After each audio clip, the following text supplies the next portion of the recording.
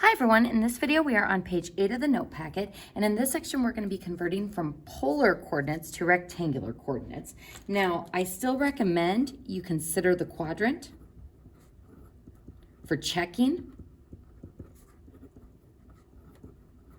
but unlike above where you aren't going to be finding the angles and be given reference angles from your calculator, we're going to be working forward towards those rectangular coordinates. It shouldn't be an issue, but it's just kind of a nice way to check to make sure that the signs of everything are in check. So we're going to go ahead and start with this first polar coordinate. And how do I know it's a polar coordinate? Because we've got pi over 3, which means this is a theta or an angle, and this must be a radius. So again, folks, I just want to emphasize that we need to have those degrees with our angle measurements because that's what indicates a polar coordinate. Now, if I look at this coordinate, 2 pi over 3, this would be in quadrant 1. So if I just drew a little sketch of this, here would be my point. That would be my theta, which is pi over 3. The radius would be equal to 2. And so what we are trying to find is this x distance and this y distance using our given information. So folks, up above in that chart, we said that cosine is x over r and sine is y over r. So this is how we use the given information, theta and r, to find x and y. Now, I think I said earlier in the previous video that it's a good idea to convert these to ground level equations for conversion factors, but another way of thinking about it is when we use these conversion equations, we had our polar stuff, r squared and tangent theta, on one side, and our rectangular stuff, x and y, on the other side. So in the same sense, we've got a mixture of rectangular and polar stuff on the right side, so that's why I would multiply through by r to get all of your polar stuff on one side. It just makes it less of a just formula and more of a conversion factor.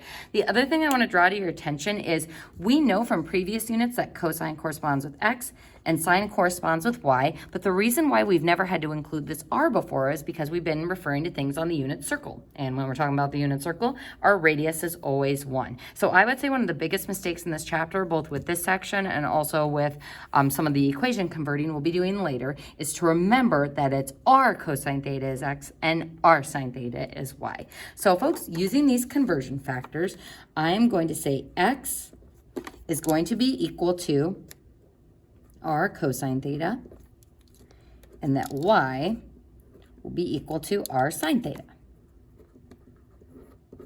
And I'm going to be filling in these values based on my given information. So my r is 2, and we're going to multiply that by cosine of pi over 3 and sine of pi over 3. So using my little unit circle, we see that cosine of pi over 3 is 1/2, and sine of pi over 3 is rad 3 over 2. So we will have 2 times 1/2, and then 2 times rad 3 over 2. And these are going to give us what x is equal to and what y is equal to. So 1/2 of 2 is obviously going to be 1, or you can think of the 2's cross simplifying. And for my y, my 2's are going to cross simplify, which will leave me with rad 3. So writing my final answer as a coordinate, we'd have 1, rad 3. So this is my x, this is my y, that is my rectangular coordinate. And just as a little check, would this positive x, positive y be in quadrant 1? It sure would. So our work checks out. So moving on to our next problem, we've got a polar coordinate, and we know this because it tells me, hey, you're going to convert from polar to rectangular, but also because the angle is in radians. We've got 3 pi over 4. Now, the tricky part about this one in figuring out what quadrant I'm in is we first go to the angle, and 3 pi over 4 is here. But instead of going towards its 7 units, we're going to go away from its 7 units, which means my actual polar coordinate, which is positive radius, positive angle, the coordinate itself is going to be in quadrant 4. So even though this angle is in quadrant 2, the polar coordinate itself is located in quadrant 4. And again, I just want you to get into the habit of being aware of what quadrant you're in, not because you have to in this section, but because you do in the section up above. So folks, let's go ahead and use those same conversion factors. And I'm just going to write them so you can get some practice with memorizing that x is r cosine theta and y is r sine theta. So our r for this one is -7. And if you're like, well, should we be using the positive, the 7 pi over 4 coordinate for this? We don't have to because the signs are going to resolve themselves. And remember, this coordinate represents the positive coordinate as well. So they're equal to each other. So it should give me the same xy coordinate. So -7 cosine 3 pi over 4 and -7 times times sine of 3 pi over 4. And again, that's multiplying between those. So cosine of 3 pi over 4 would be negative rad 2 over 2. I'll do that in pink, negative rad 2 over 2. And then sine is rad 2 over 2. So I'm not using my calculator with these problems so far because these angles are on the unit circle. So if you can find those exact answers, it's best to do so. So multiplying across, that is 7 over 1. That is 7 over 1. Sometimes students will try to distribute that -7 to the top and bottom of the fraction. So don't do that. It's 7 over 1. So my x is a positive 7 rad 2 over 2. And my y is a negative 7 rad 2 over 2. So as a coordinate, 7 rad 2 over 2, 7 rad 2 over 2, and that is negative. So what quadrant is this rectangular coordinate in? Positive x, negative y would be down in quadrant 4. So it checks out location-wise with our polar coordinate.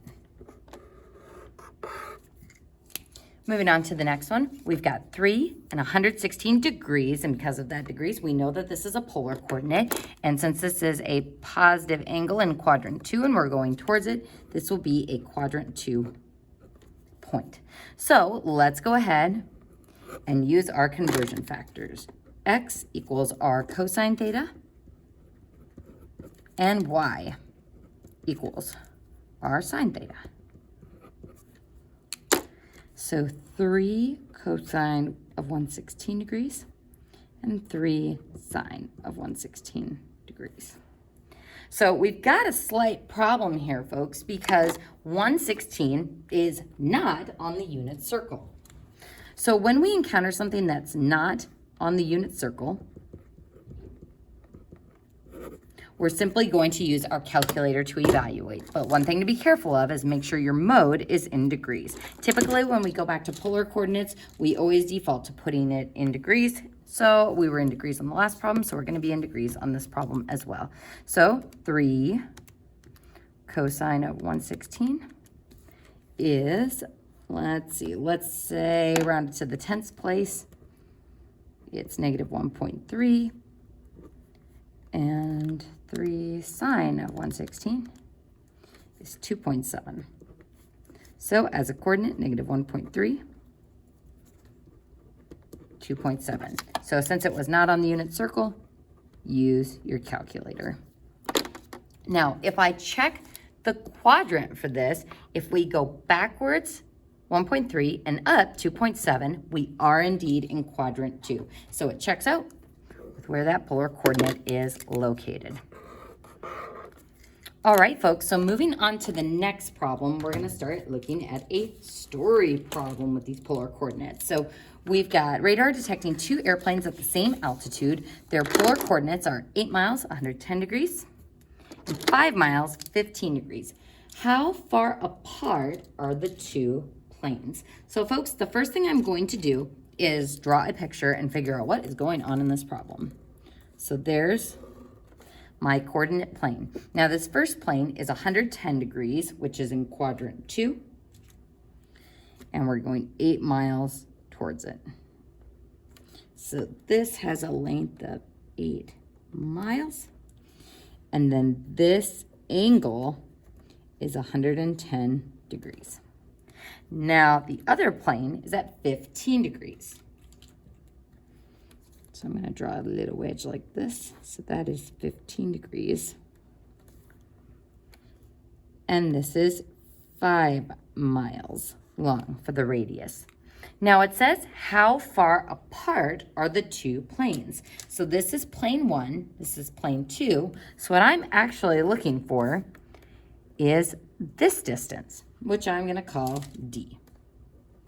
Now, I don't love how small everything is in this diagram, but what I do like is that it looks like we have a triangle.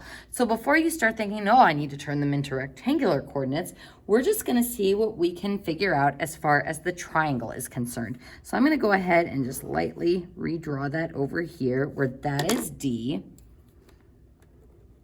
This is 8 miles long, and this is 5 miles long. Now, what we want to figure out based on these angles is what this angle's measurement is, because that is a key part of the triangle.